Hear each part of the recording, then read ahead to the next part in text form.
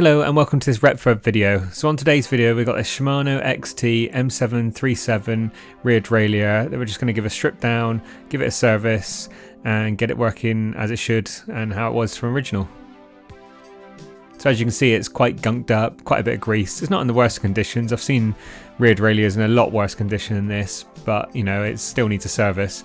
So the first thing we need to do is start removing the bolts. So remove the main cable bolt and then go on to the jockey wheels, and then we can separate the rear cage and then we can get the jockey wheels out, and you can see there just how dirty and ground up they are, so well in need of a service.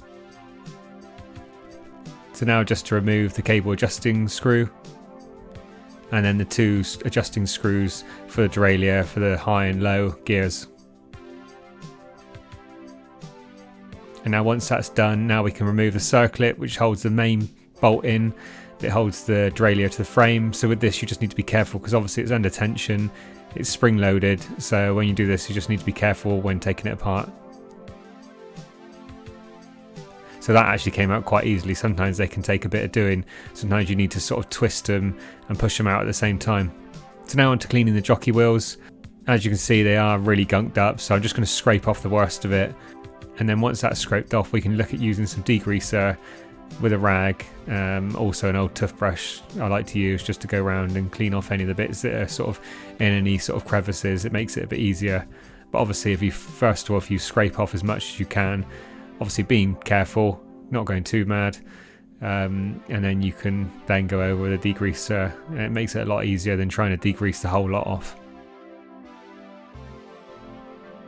So now just working around the degreaser with a rag and just cleaning off the bulk of it, using the toothbrush again, just going in all round, and then you know it'll restore it back to a nice working condition again.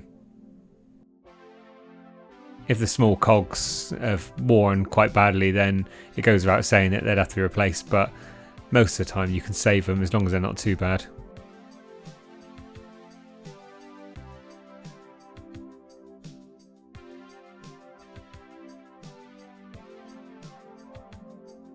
It's now onto the main bolt and just degreasing that. Again, exactly the same method as what we did before. And now onto the rear cage part, which I'm just degreasing, and then that'll be ready to go back on. So obviously with these old derailleurs or any bike parts, not just old bike parts, they need to be serviced regularly.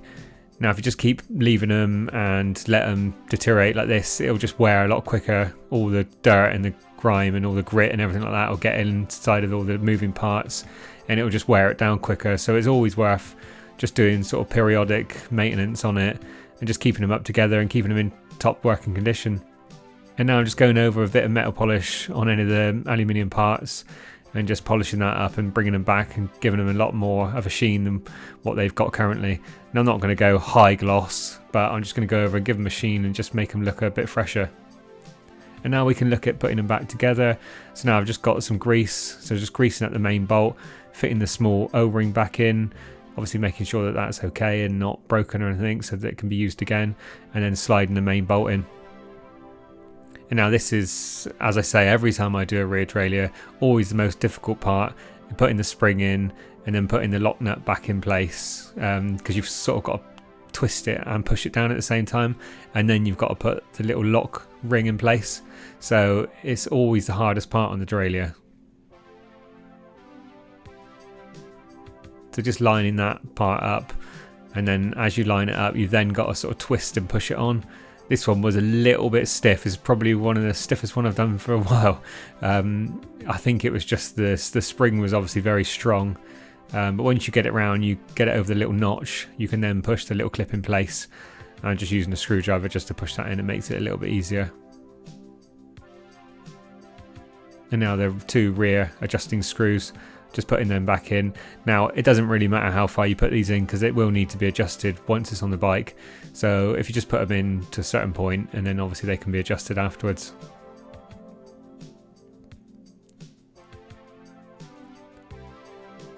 And now the cable lock nut, put that back in place.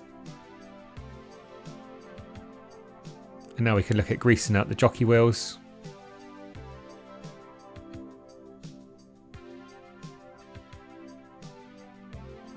and then fitting them back onto the cage.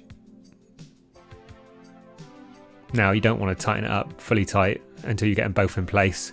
So you just put one in first loosely, and then once you've got the other one in, then you can do them both up tight. Just makes it easier lining up the threads.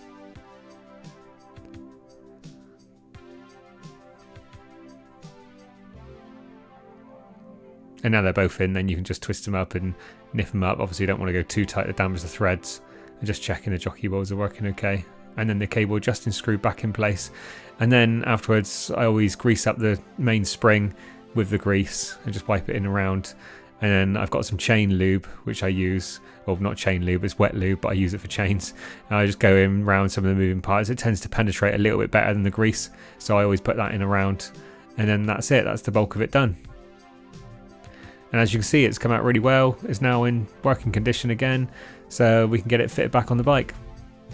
Thanks for taking the time to watch the video. It's really appreciated. I hope you liked it.